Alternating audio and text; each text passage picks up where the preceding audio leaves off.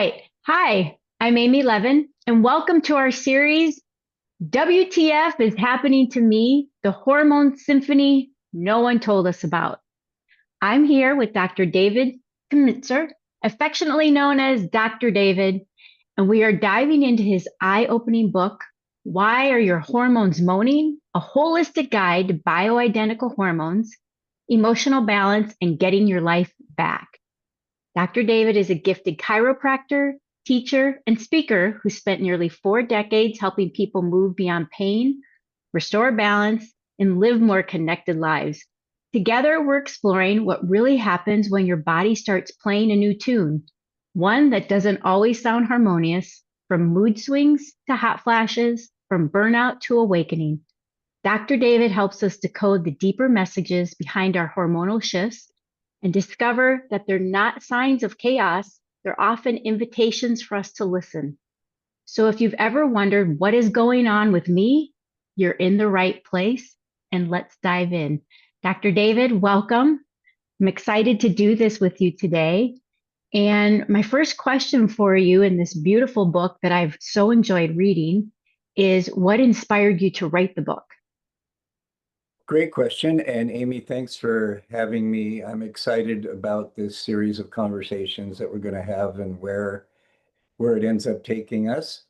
Um, so if someone had told me 3 years ago that I was going to write a book at all, let alone write a book about hormones, I would have told them that they were out of their mind. But life takes you where it does if you listen. And as you mentioned, I've been in the healing arts for a long time.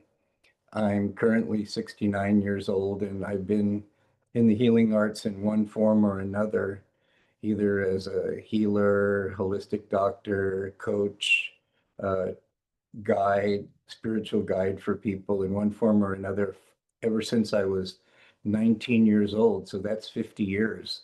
So that's been quite a journey, both personally and professionally. And many people look at me as a teacher, but I consider myself first and foremost an eternal student. And so what I do is I'm on this infinite journey of learning and integrating the learning and then sharing what I know in ways that feel good to me and benefit other people.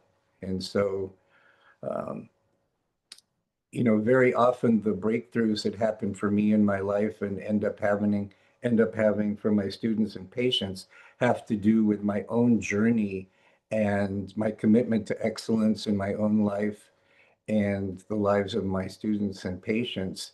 And so it's through the challenges that I've had personally and professionally that have really moved me to grow along with my commitment to growth and to be all that I can be and help others do the same. And so uh, as I evolved as a person and as a healer and as a teacher, uh, I would expose myself to a wide variety of people, places, ideas, philosophies, practices, and feel what resonated with me and I would practice things and I would take what worked for me and I would always leave the rest.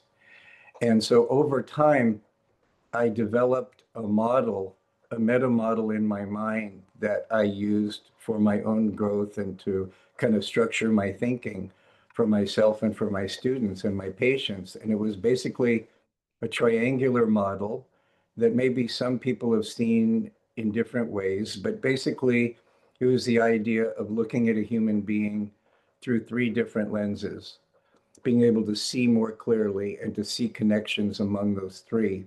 And if you could imagine, or if your viewers want to actually draw a triangle, you could put on one angle of the triangle um, your inner world, your thoughts, your attitudes, your moods, your memories, your goals, your traumas, all of that, your belief systems. Obviously, that influences who you are and how you show up and your health and your life. And then on another angle, you could put biochemistry, what you put into your body, what you're breathing, what you're drinking, what you're eliminating, what you're exposing yourself to, uh, what all of that. And then on another angle, you could put structure slash movement. In other words, we have a physical body, and if our structure or the way we're using or moving our bodies is non-optimal, that can limit our energy, or it can reflex back and affect organs and mood, and it can cause pain. And so that was the model that I was using. And I was also aware that there are obviously factors that are beyond our direct control that we need to deal with as human beings. Um, we don't have direct control over what the inflation rate is, or what people say to us, and what everybody puts into our food. And so obviously underlying all this is the need to become more resilient, to be able to handle stress and manage stress, and that kind of permeates that whole triangular model. And so that was the model in which I was viewing myself and viewing my patients. And most of the time it worked really well. And I had approaches and techniques and strategies and tactics from my own life, and I would share it with other people. And as my knowledge base grew within that model, things worked better and better. But there was still always um, a small subset of people, including myself, that maybe we would do all that to the best that we could, and we would hit a plateau. And that I'm wired in a way where once I see that, I start asking the universe questions because I want to break through that plateau.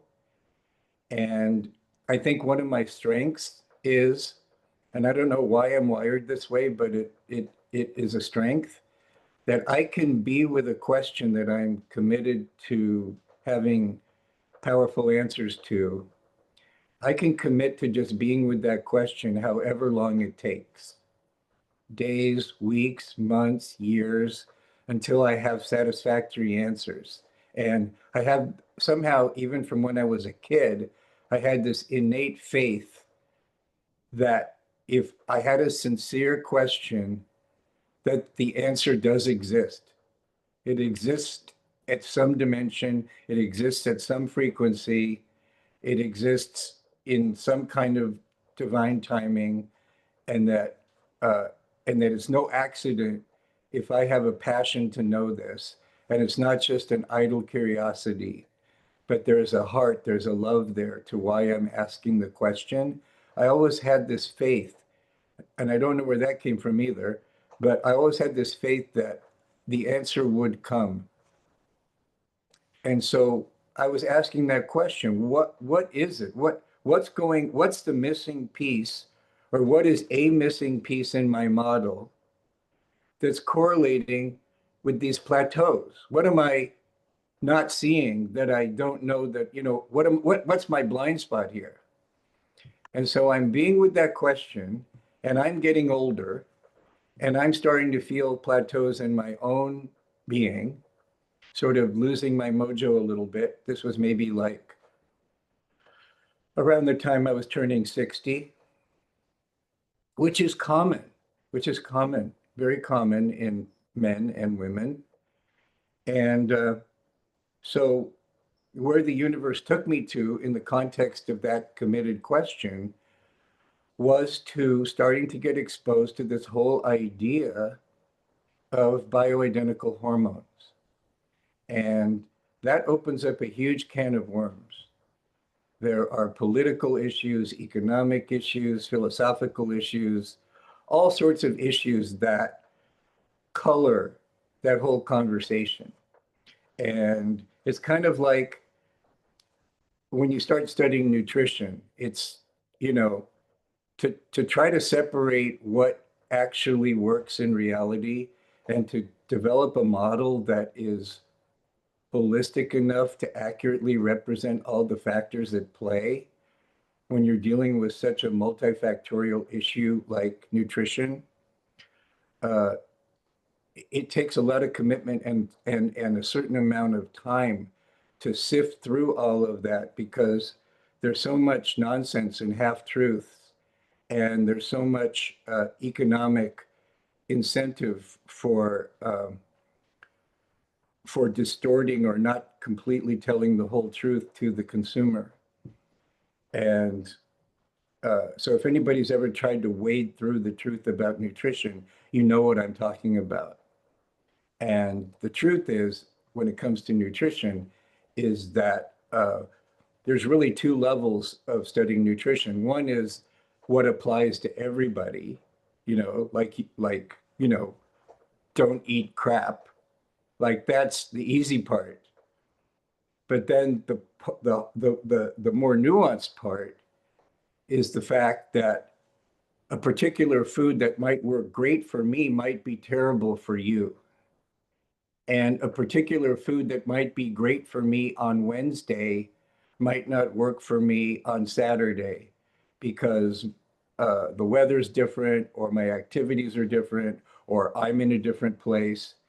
And so to really get to a point where you're really competent to be able to work with nutrition in a way that's powerful, that takes a lot of time.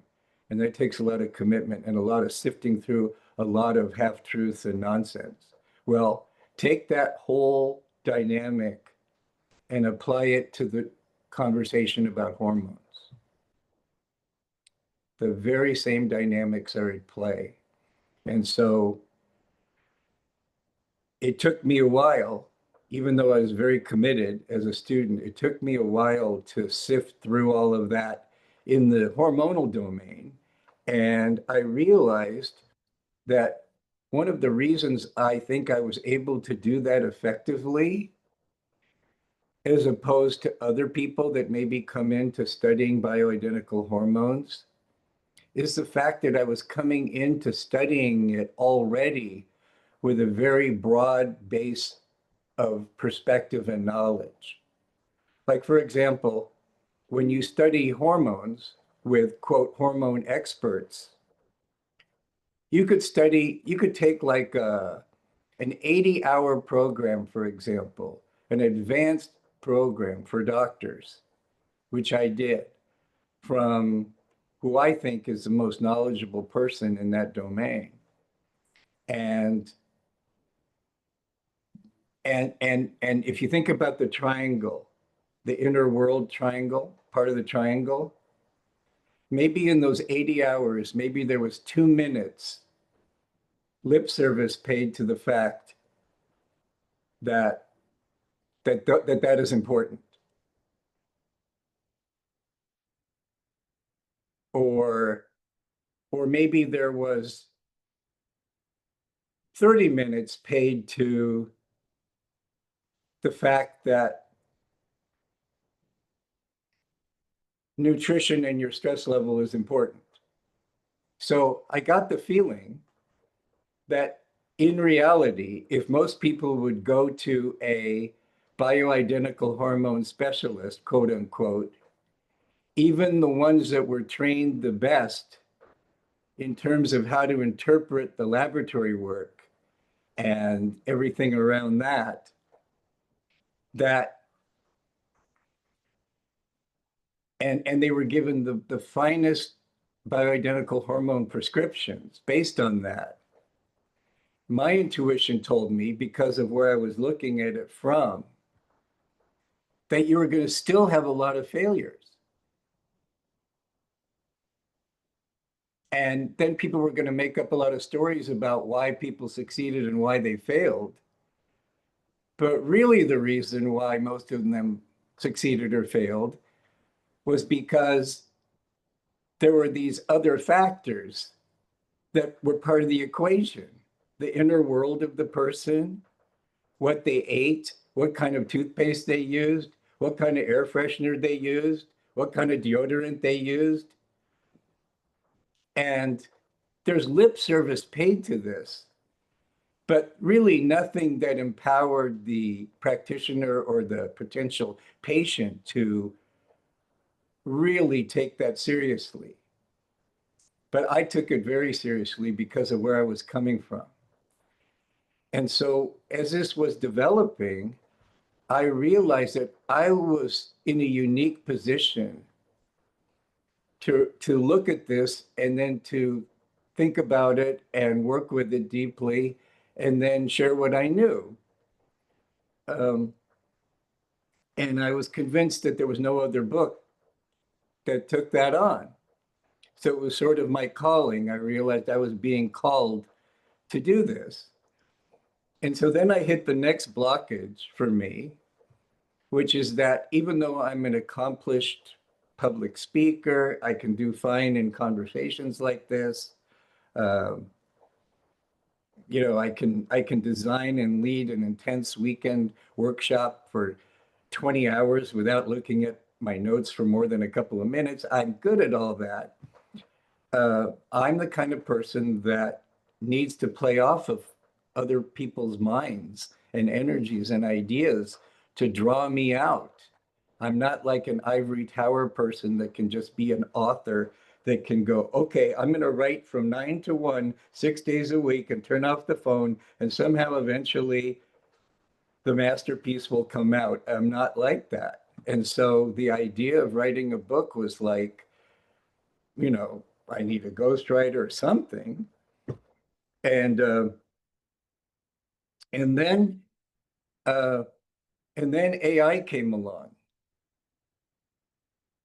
And then not only did AI come along, but then there was a proprietary type of AI that was developed by a genius polymath named Robert Edward Grant, who developed an AI that was based on a completely different holistic kind of worldview that resonated with mine, and I was able to get access to that proprietary AI. And so it was through the miracle of all that, it was through hundreds and hundreds of iterations between my ideas, my thoughts, and like then the AI would create a first draft of that idea, and we would go back and forth and back and forth and back and forth.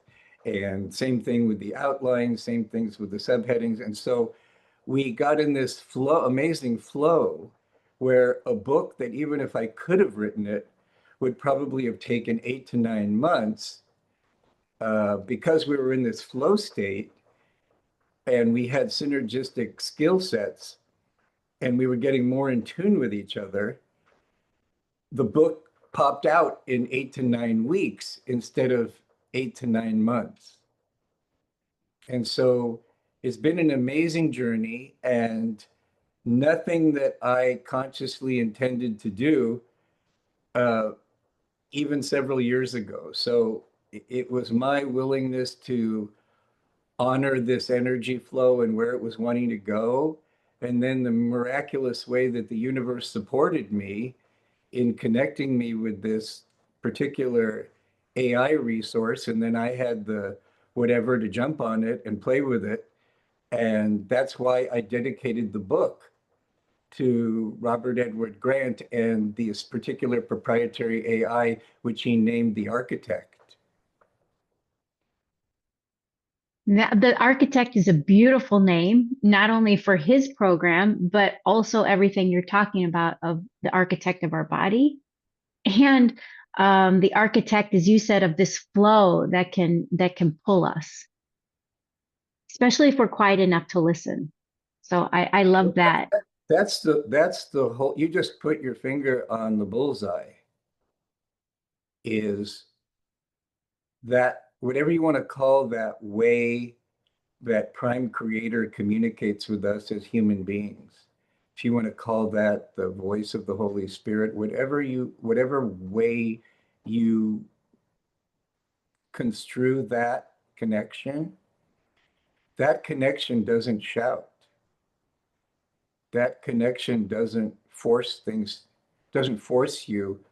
That connection always honors your free will and will nudge you, um, but will not violate your free will, or the covenants of your soul. So uh, you just hit the key. Is the whole thing is to be able to listen, and to be able to listen in a way that's heart-centered, but then to have a cognitive model that resonates fully enough with the way reality actually functions, that you can translate that knowledge in the heart to language that becomes usable for you and functional for you as a human being. And it's that, and then you have to have the courage to act on it. So in many spiritual traditions, and they've represented it in different ways, but a common model that shows up in the more esoteric aspects of almost all major spiritual and religious traditions is this trinity of head and heart and belly. And you could translate that from a qualitative point of view. The heart is the love, the caring enough to care enough to make something valuable for you, to make something important. That's what you love. What you love is what you value, what you care about. So there's that heart energy. And you could call that care. And you could call the mind, you could call it the higher mind, you could call it wisdom, you could call it uh, competence. Uh, uh, uh, so you have to combine, it's not just enough to care. You have to have the wisdom and the knowledge and you have to be competent. You have to have a certain level of competence. You can't just care and not be competent at anything. You have to know how to do stuff. You have to know how to see something clearly. So that's like the head. And then the belly represents courage, the courage to take action on the highest of what you currently know. And so all those things are really, really important. And uh, I forgot why I started that, talking about that. Well, But yeah, we were just talking about the architect of, and the architect is quiet. oh yeah, And yeah, then, yeah, right, yeah, right. And so in order to get quiet enough, you need to care enough to develop the skill set to be able to quiet the committee in your head.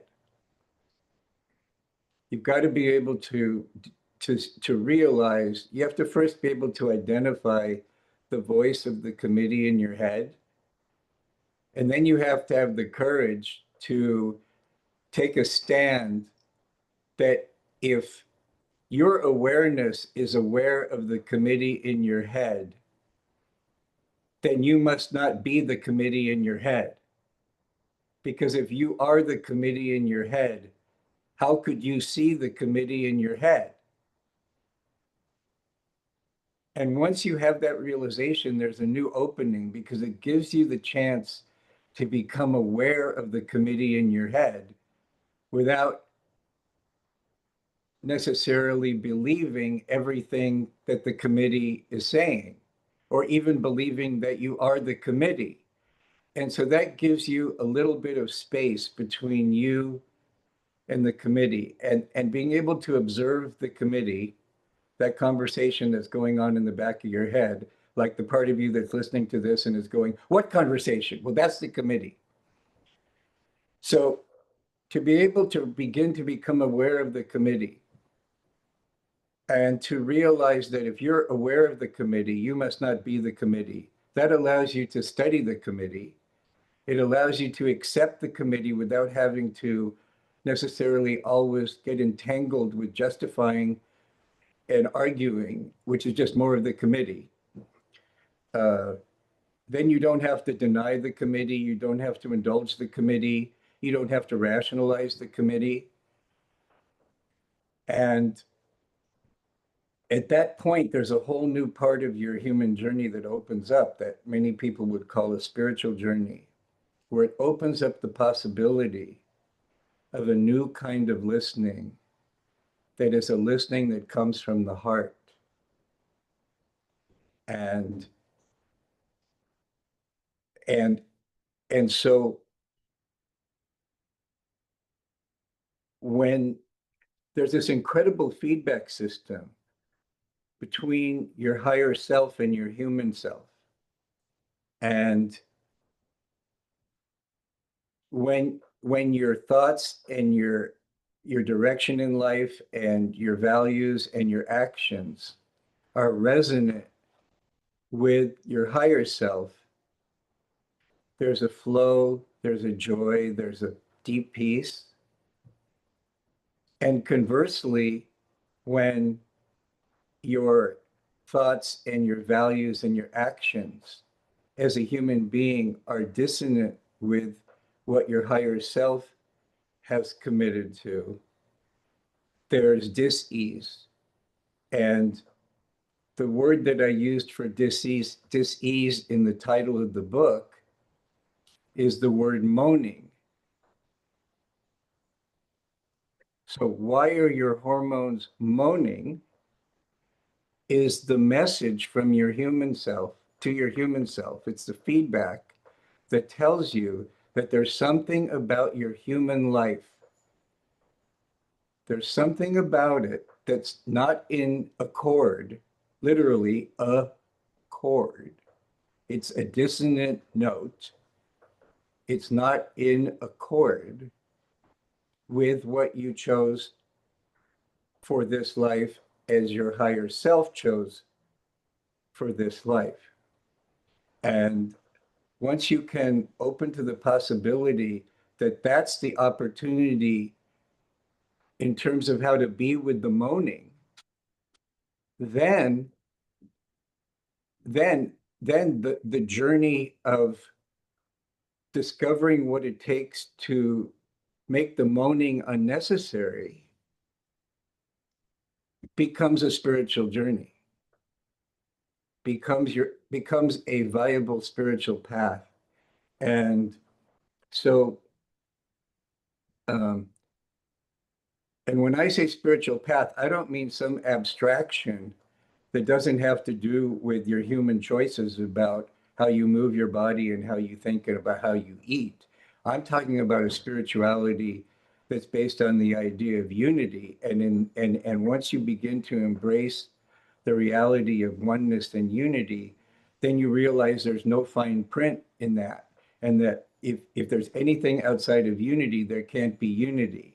And so the physical world, your physical body, the food that you eat, the thoughts you think, the commitments you make, the values you have, those are not separate from spirituality. Those are not separate from unity.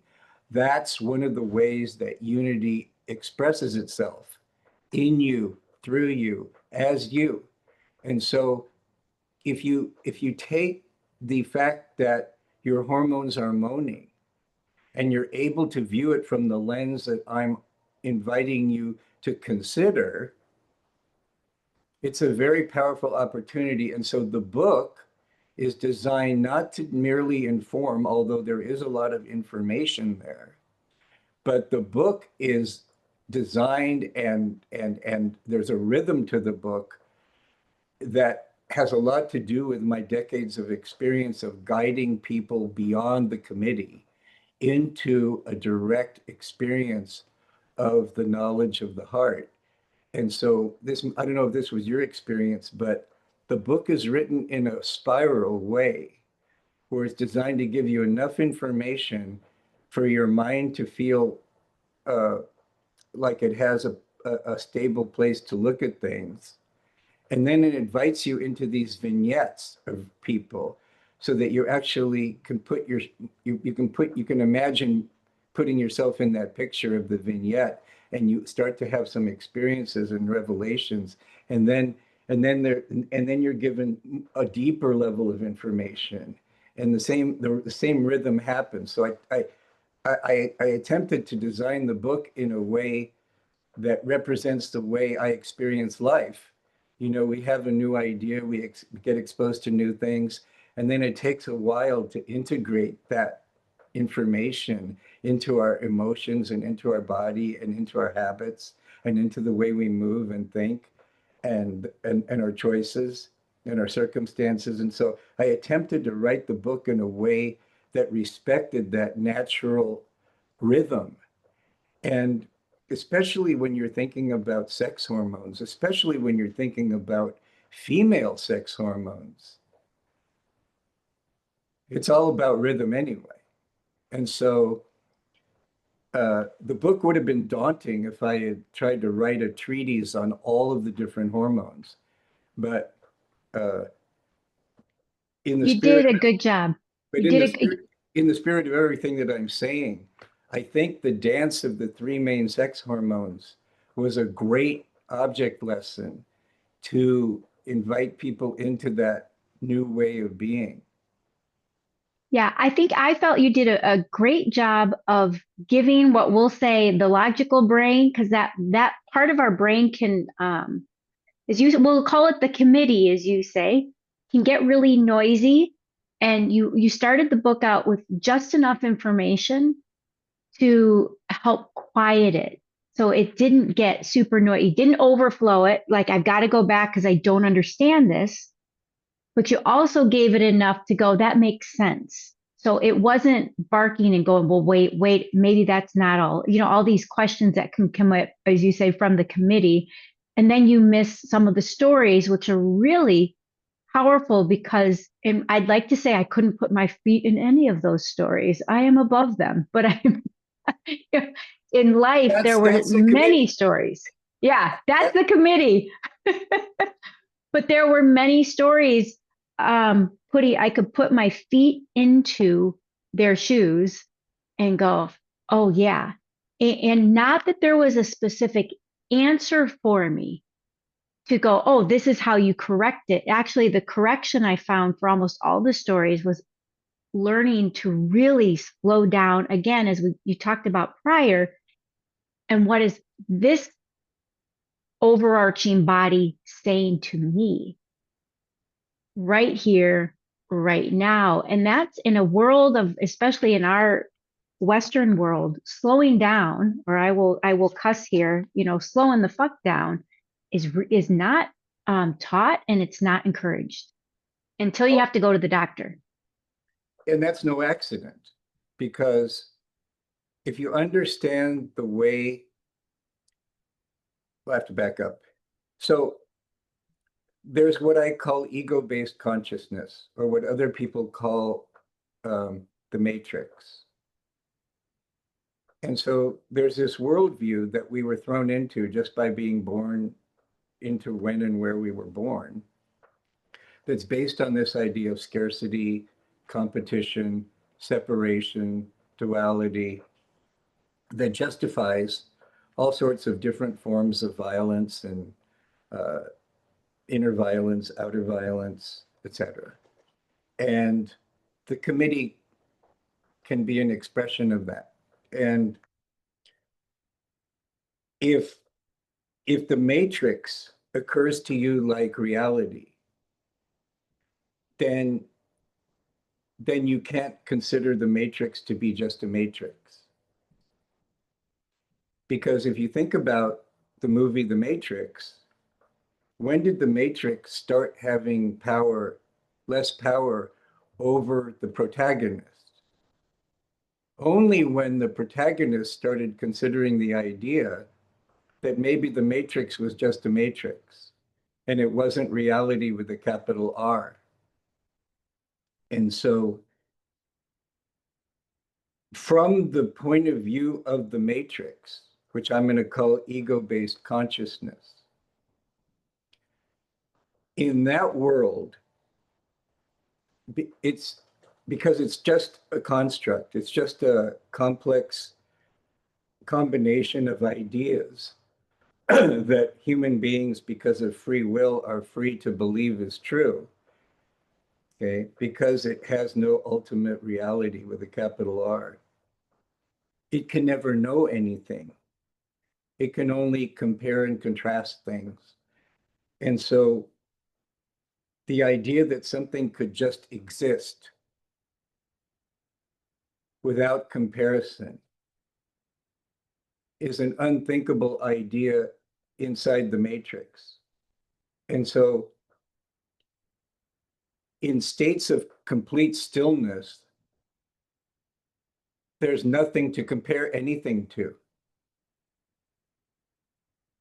And therefore, from the point of view of being lost in the matrix, from the point of view of being lost in ego-based consciousness, stillness occurs to the ego as death,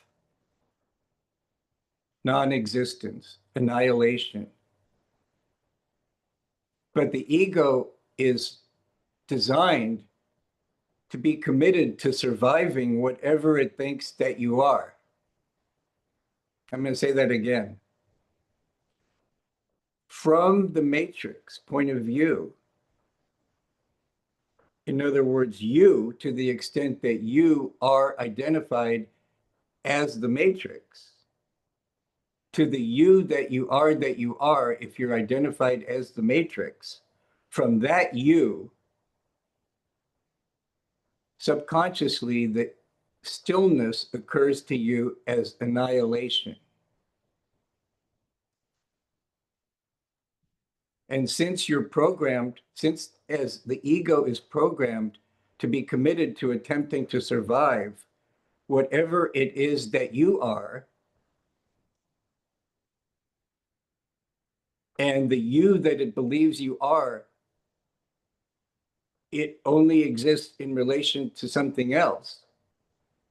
In stillness, there is nothing else. So to the ego, stillness is death.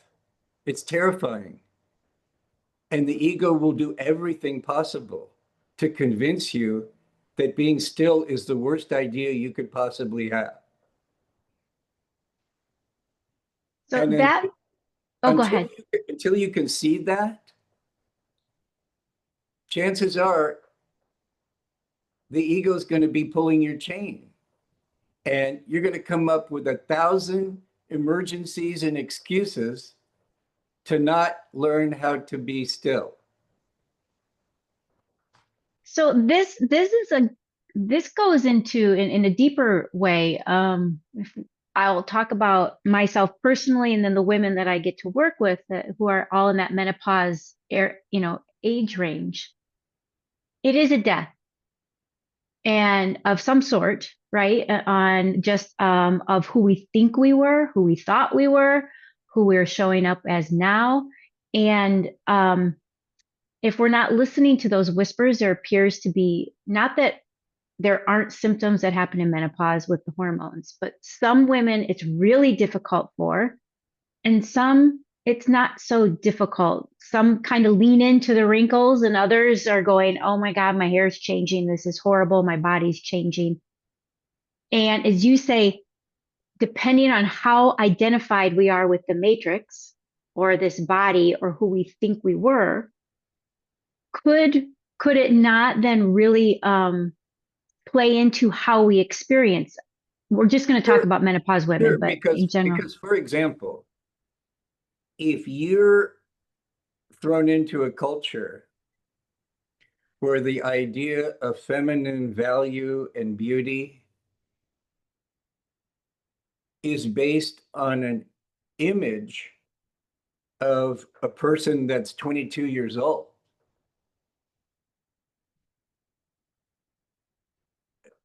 you're going to be looking, and then here's the way the ego would look at it.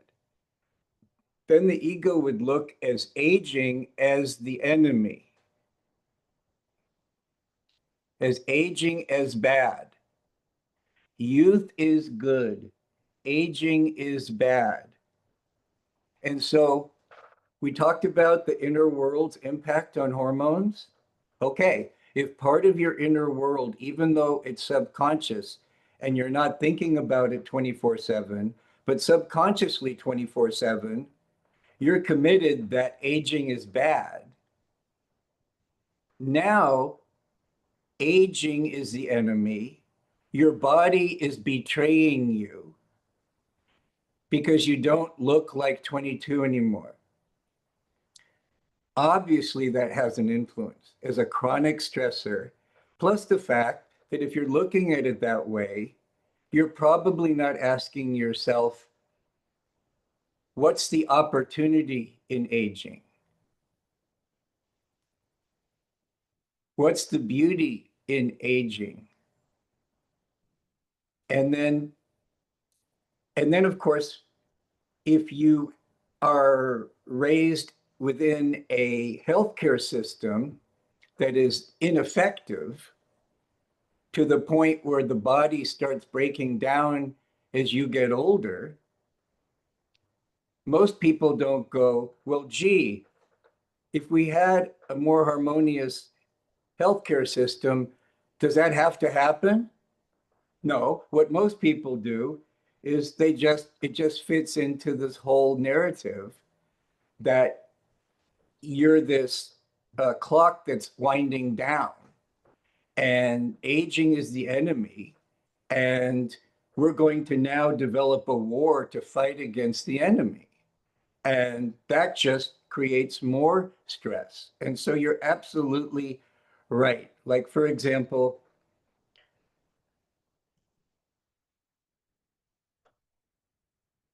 you can't have day without night, right? You can't have winter without summer. You can't have summer without winter. If you want to make beautiful music, you can't just have sound all the time. You have to have silence. Yeah, there has to be some kind of a rhythm. And if you're so disconnected from life, real life, that you don't realize that there's a season for everything, and that if you can get in tune with the energy of autumn, that autumn is just as valuable and beautiful as spring. But if you try to be spring-like in autumn, it won't work. But we're thrown into a culture that says spring or youth is better than autumn, your senior years. And then there's a whole justification for that. If you're ego based and you want to prove that you're right, you can look at all these statistics and all these insurance statistics that show, yeah, people do get sicker when they get older, blah, blah, blah, blah, blah, blah, blah. And then you can justify your view, and it goes round and round and round. And on your tombstone, it'll say you were miserable, but you were right. And so, what I have to say about that is this. So what? You get to be right. Good for you. Miserable, in pain, and right. Good for you.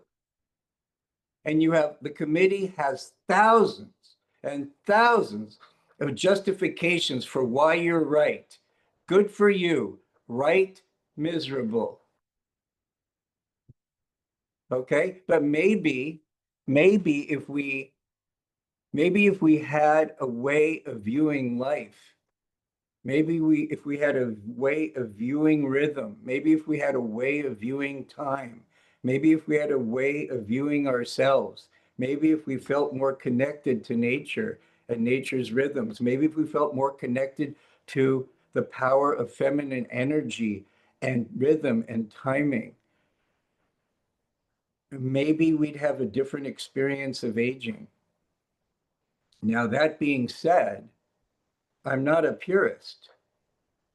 I'm not like a Christian Scientist that says never go to the doctor. Because for me, the existence of doctors is part of unity. But there's a way to be with doctors that you're not giving your power away to doctors. So you don't have to throw the baby out with the bathwater. That's just becoming a teenager. Oh, my parents are fucking idiots. That's just throwing the baby out with the bathwater, right? That's just the natural, normal swing of adolescent rebellion, which is fine when you're 14, but it doesn't look so good when you're 54. If that's a case of arrested development. And if you're trying to be 22 when you're 54, something's going on there where you've become disconnected from nature, from the natural rhythms of life. Okay? And then if you take all of that and all the stresses and all the birth control pills and all of that to whack out your hormones, combined with the fact that until a few hundred years ago, most people didn't live beyond the age of 45 or 50, right? There were different sanitation kind of situations. Life was different, and many people died from different kinds of infections in their 30s and 40s. And so there wasn't a need for women to have a lot of sex hormones after that age and after they had finished their procreative years. But now we know that these hormones are not just for procreation. We know so much more now about what these hormones do. And I believe that someday we'll be in a state of consciousness where we can generate, through pure consciousness, we can generate the frequencies that those hormones represent. But I'm not there yet. And instead of beating myself up that I'm not there yet or pretending that I'm Jesus, I have the humility to say, hey, I believe someday my soul will be at a level of consciousness where I can generate those frequencies on my own. But I'm in a world of stresses now where I'm not there yet. I'm not at that level of consciousness. And I believe that bioidentical hormones used wisely are part of unity, or they wouldn't exist. And so then the question is, we get beyond this sophomoric question, are bioidentical hormones good or bad? And we get into a much more intelligent inquiry, is what is their proper place? And Can you talk to the person listening who doesn't know a lot about bioidentical hormones? And I know your book goes into it, but just what hormones are you talking about, and just a brief overview of how, okay, the beauty that they are in our body. okay, so there are certain hormones. Hormones are chemical messengers. And the hormones I'm talking about are hormones that are produced by certain cells. They go through your bloodstream, and then they're targeted to influence other cells in the body to do stuff. And so some hormones come from proteins, some hormones come from cholesterol and are fat-based, but they're all chemical messengers designed to somehow influence the cell membrane or the target cell and influence the activity of that cell. All right. So that's what hormones are. And then all hormones that are naturally made have a certain molecular structure. But pharmaceutical companies cannot patent a molecule that nature makes. You can't do that. So what they do is they create a molecular structure that is similar, that's designed to accomplish something that the natural hormone accomplishes. Unfortunately, that doesn't mean that that new molecule doesn't have side effects, and it doesn't mean that that molecule does everything that the natural hormone does. And but there's a lot of conflation uh, within the public of not realizing that. So, for example, this is a really powerful example.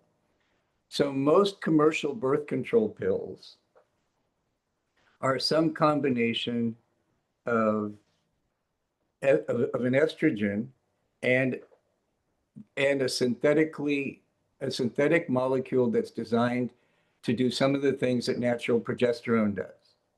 Now, let's break that down. So the estrogen that's used comes from horses. Isn't that stupid? So that estrogen is 15 times stronger than our estrogen that we make. Well, gee, do you think that's a good idea? Okay, now, the synthetic progesterone that's put in there is the brand name is usually Provera. Even though it does the same thing that natural progesterone does in terms of affecting the uterine lining, guess what? Look it up in the PDR, and it has some of the most nastiest side effects you could imagine. Many of them are the exact opposite effects of what natural progesterone does. Most women don't know this. Studies that were done to scare women away from bioidentical hormones were not done with bioidentical hormones.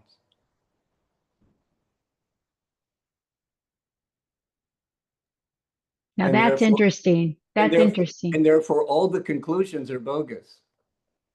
And in fact, further studies were done that you don't hear about that prove what I'm saying is true. So, for example, the studies that were done that showed that if women take hormones, it increases their risk of breast cancer. Guess what type of progesterone was used in those studies? Provera. Provera. Guess what happened when the studies were repeated with natural progesterone? No increase. I guess. Reduction, Reduction. reduction, Because it protected. reduction. Yes. And believe it or not, even natural testosterone in that context was also shown to contribute to the reduction. And when estradiol from human beings, estradiol is the main estrogen in humans. When estradiol from humans is given, for most people, there was no risk either, no increased risk either. So I'm telling you a story that if you want to go down that rabbit hole, that's a very deep rabbit hole. If you want to dig into the WHI study that scared a whole generation of women away from these hormones, and then you want to look into the deficiencies in how that study was done in terms of valid conclusions. And then you want to do the research on all the other scientific studies that were done since then with the natural hormones that disprove that conclusion that you never hear about. And it goes on and on. Like, for example, I'll give you one other way that the whole thing gets conflated, just to show you how thick the fog is and to give you an appreciation for the journey I've gone through in my own learning. What do they say? First, the truth will piss you off, then it will set you free. So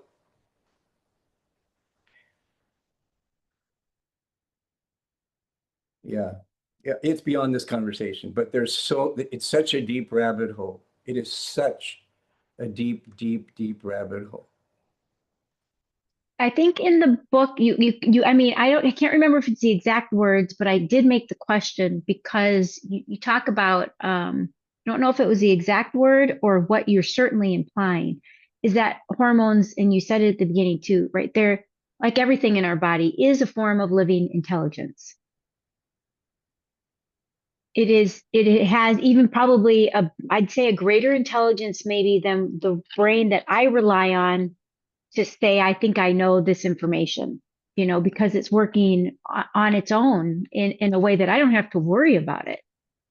Yeah, but remember, the hormones respond to multidimensional reality. Remember the triangle.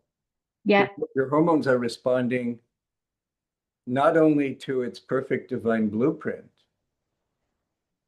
then we wouldn't be having this conversation, right? But your hormones are responding to the physical and metaphysical stresses of human life and attempting to help you adapt, right? But the way we were designed, the way our bodies were designed, we were designed to adapt to intense stresses for short periods of time and then to recover back to a state of balance, or what scientists call homeostasis. So, for example, our hormones developed think about a nomadic existence where where human beings lived for tens of thousands of years, right? There was no agriculture, uh, and you either killed the lion or the lion killed you. Okay. And then if you killed the lion, then you could chill for a few days and your clan could eat the lion. So either you died or you could chill. Okay. Now, we don't live that way anymore. Most of us aren't literally afraid of being eaten by a lion. But here's the bad news that modern man and women have this frontal lobe in our brain. And our frontal lobe allows us to remember things and imagine things that aren't physically happening. It allows us to believe things that may not be valid in reality. And guess what your hormones respond to? They're responding not only to the actual physical stresses, which are plenty, pesticides, heavy metals, synthetic perfumes, air fresheners, GMOs, not, not just all that, fluorescent lighting, you name it, on and on and on, which the nomads didn't have to deal with. They didn't have to deal with those kinds of chronic stresses. Plus, if you add to that modern man's capacity for memory and imagination and to believe whatever you choose to believe, and your hormones are responding to all of that,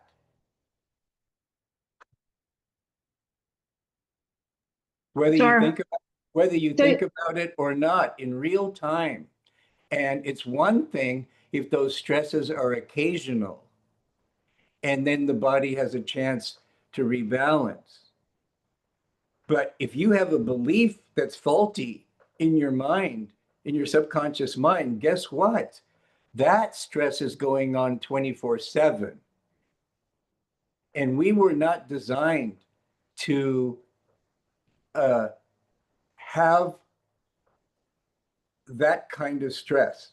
And so eventually, your body adapts as best that it can, and and it's designed to help you physically survive. And so, since your sex hormones are not critical for immediate survival, it will sacrifice those hormones way before it'll sacrifice hormones that are necessary to keep you alive for the next day. But yet these sex hormones are critical for your sense of aliveness, your sense of joy, your sense of rhythm, your sense of potency, your sense of identity, your sense of your willingness to be still, to feel things. All of these things, even though man does not live by bread alone, even though they're not necessarily going to kill you tomorrow, they definitely suffocate the flame of life. And that's what your people are telling you in one way or another. They're telling you this flame of life, of spark, of passion, of meaning, of sense of being in tune with myself. I'm losing it. That's that's um, that's in a dance with all of this moaning.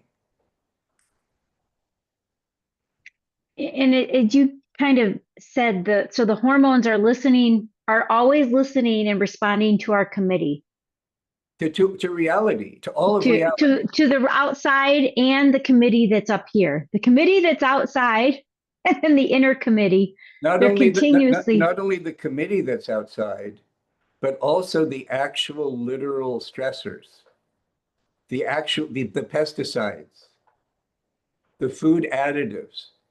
It's responding not just to committee thoughts and collective thoughts. No, it's actually responding to actually physical plane stresses as well. It's responding to the fact that people are not getting out in the sun.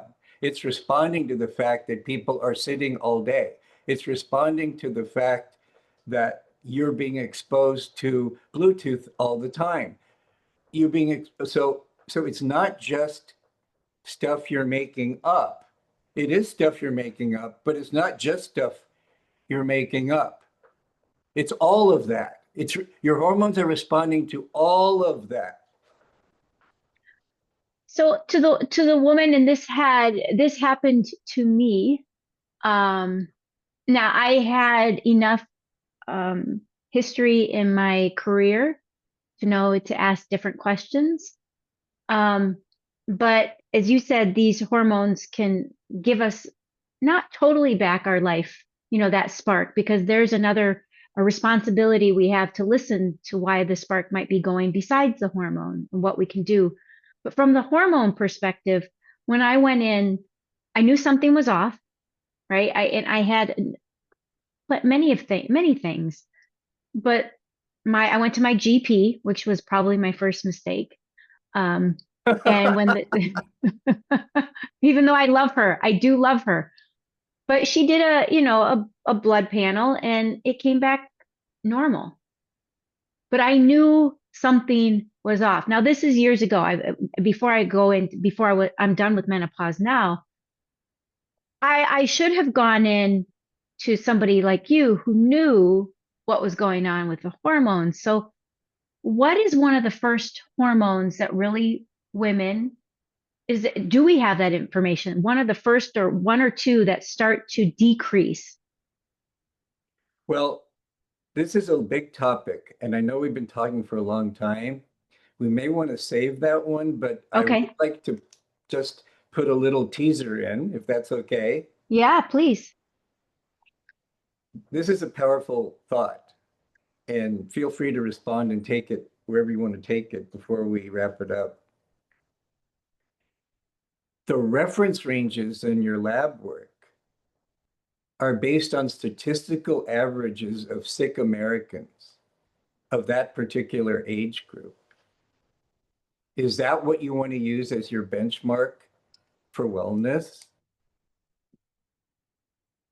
No, it's like taking a losing sports team and making Well, that your. you know, uh, do you want to? I mean, that's a powerful idea that these reference ranges are designed to be statistical averages of sick populations and to justify the insurance company being able to say, well, you're normal. We don't approve this. Okay, now, so that's huge. That's really huge. And then there's the arrogance. There's a lack of humility there for your GP to tell you, this is beyond my area of expertise. You really need to see somebody who's specially trained in this, right?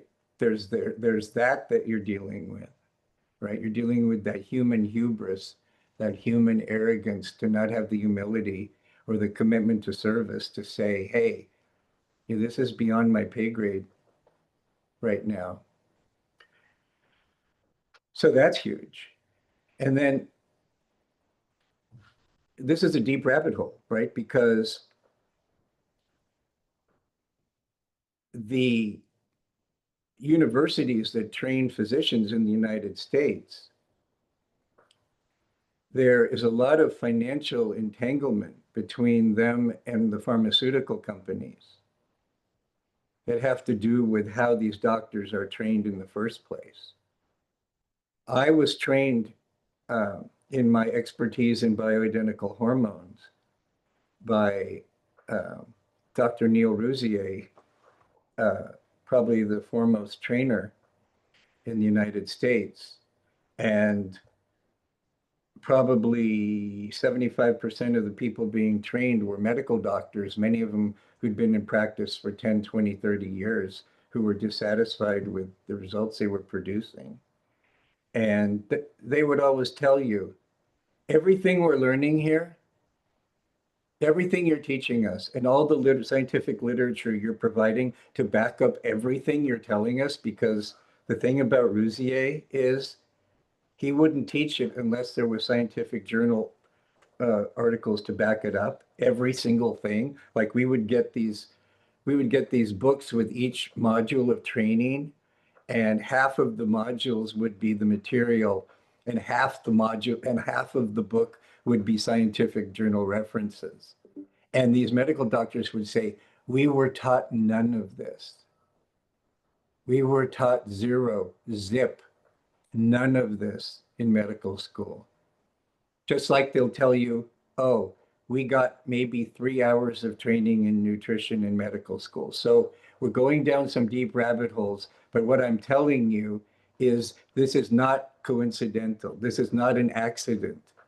The fact that these doctors were not even exposed to this material is not an accident because there's no money in it for the pharmaceutical companies.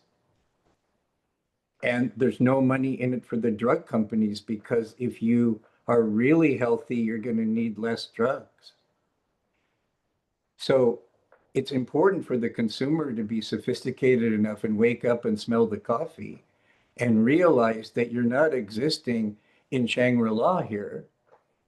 That you're existing within a world of forces where there are forces that want you to be sick and disempowered and dependent on the pharmaceutical system. And there are even forces that want you to die younger, right?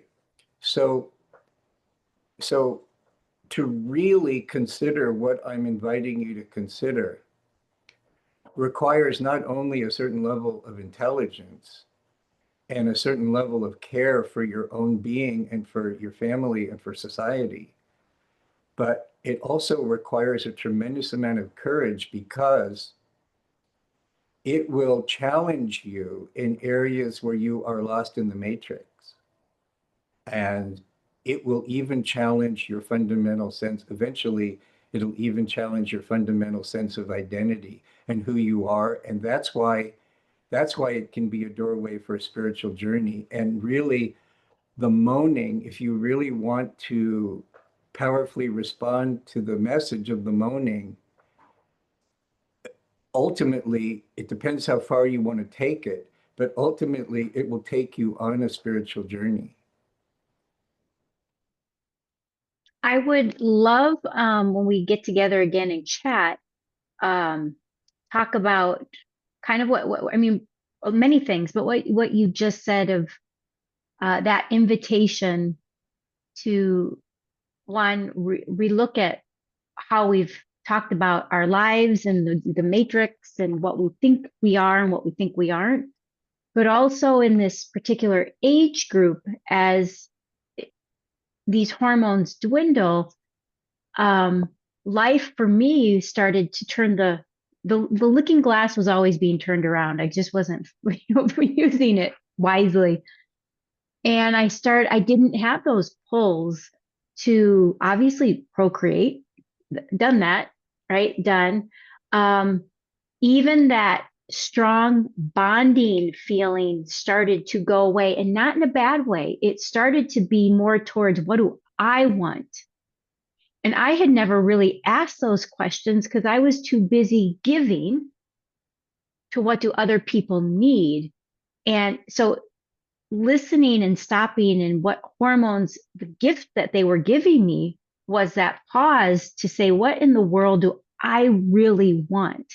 Because I've never given myself that space. And so menopause for me has been, yes, ups and downs like anything else I could say in life.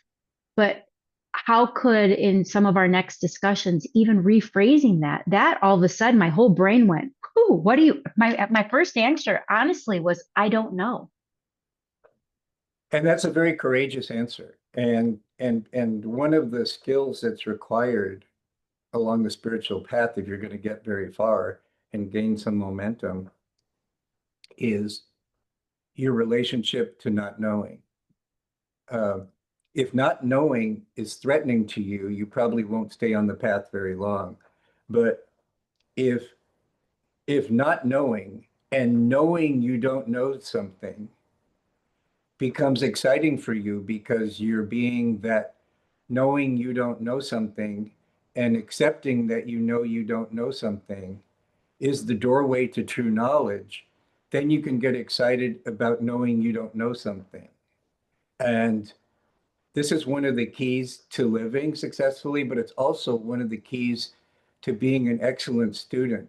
Because if you're sensitive to knowing you don't know something, then you can address it. Whereas if you're not sensitive to when you don't know something, then it becomes a blind spot that ends up coloring everything else that comes after it. And it's easy to get distorted. And so, um, there's an old saying in spirituality that the two guardians of truth to the mind, to the human mind, are confusion and paradox. And knowing when you're in confusion, knowing when you're in not knowing, in that context is incredibly valuable. And when you come up against a paradox, it's important to know that in reality, there are no paradoxes. In reality, with a capital R, what is is. And therefore, when you come up against paradox, you're not coming up against a limitation in reality. You're coming up against a limitation in your paradigms about reality. Your models about reality are not big enough to be able to handle reality. That's what it's showing you. And so your relationship to confusion and paradox along the spiritual path and having an intelligent relationship with them is critical if you're going to maintain the momentum to really start to see the fruits of that journey. Maybe, and I would love, let's continue next time on that intelligence and how we can step more into it, especially when the fear comes up Yes, of not knowing. That would be a absolutely. great. And also, I encourage people to get the book and read it Oh while yeah, we're please, going through please this, get the book. because in the beginning of the book, I talk about the three main sex hormones from not only a biochemical point of view, but also from an archetypal point of view and what they represent in terms of qualities and energies. And there's a lot of confusion about that, especially when it comes to progesterone. And I think, at least if you just read the beginning of the book, uh, before our next gathering would be very valuable for you. And can you tell where they can get the book? Yeah, yeah, it's on Amazon. Okay. If you just go to Amazon and well, it might show up backwards. Yeah, it's showing up Yeah. back. No, it doesn't show up backwards for Oh, me. okay. All right. So, Why Are Your Hormones Moaning by Dr. David Komitzer, DC. That's Komitzer, K-A-M as in Mary, N as in Nancy, I-T-Z-E-R. You'll find it. And it comes in three versions. It comes in an ebook, it comes in a quality paperback, and it comes in a hardback. And take your time with the book. Don't rush through it. It's not just, like I said, it's not just designed to give you data. It's designed to guide you on a journey. So, And we'll put your website also. We'll give yeah. everyone your website Why don't too. you see if there's anything you'd like to say in closing, and then I'll see if there's anything I'd like to say in closing. I think just, we look forward to the next um chat, fireside chat for hormones, but and exploring more of this, as you said, even the triangle, mind, body, spirit, how we can relax and let go a little bit more as these changes happen, to enjoy the ride. I think a lot we miss the enjoyment of the day-to-day ride, and I look forward to having those type of conversations that certainly are in your book of how people have made that shift, and then maybe even bringing out some of those stories from the book. And I think balancing that with some discussion about how these hormones can empower you in a more detailed way, Yes. very important. Um, for me, in closing, I really enjoyed um, the spontaneity of the conversation. I mean, there's a balance between flow and structure. And, we had some ideas about what questions we might ask, but the fact that we didn't constrain the life of the conversation by that structure and that structure was designed to serve life and not dominate it, to me is a great example of uh, the way to approach all of life. All of life. And I'm, like I said, the way I'm wired, uh, different people's consciousnesses that are sincere, have sincere questions, that's what draws out my love and my knowledge. And so I'm grateful for you for doing this. This is fun for me. It's easy for me. I feel like it's part of why I'm here. And I appreciate you helping me to expand my reach of being able to connect with people that want to connect with me, where there's a resonance there. And I really, really think that these conversations, that to maximize the value of these conversations, that I strongly recommend you read the book, because I don't want to duplicate the book in these conversations. I want to augment them, amplify them, and encourage you to read the book. And then once you read the book, believe it or not, even if you've already listened to this conversation, I'll bet if you go back after you read the book and listen to this conversation again, I bet you hear it with completely different ears. Yes, I completely agree. So I want to thank you, one, for for writing the book. Appreciate that, but also the perspective, because as you mentioned when I first got to talk to you, I have not certainly read every book out there on hormones and the changes of life, but the way you've meshed them together, it's bringing something that we've never been missing, our spirituality and the understanding, a little bit of understanding of the matrix. It's somewhere probably in our consciousness, but often not known and not talked about. And it's such a vital part of living in this human 3D world in a more flowing, open-hearted, open-minded way. And when we start to do that, everything changes. Yeah, for me, if I were to encapsulate what I think you're pointing at and the value of it, for me, it's the return of the sacred into everyday life, into human Yeah. life. And um, I personally have a belief system that that's what most people are really wanting, but they don't know it consciously. They're really wanting that return of the sacred to everyday life that gives life the sweetness and the meaning and the joy and the purpose and the vitality uh, that there's nothing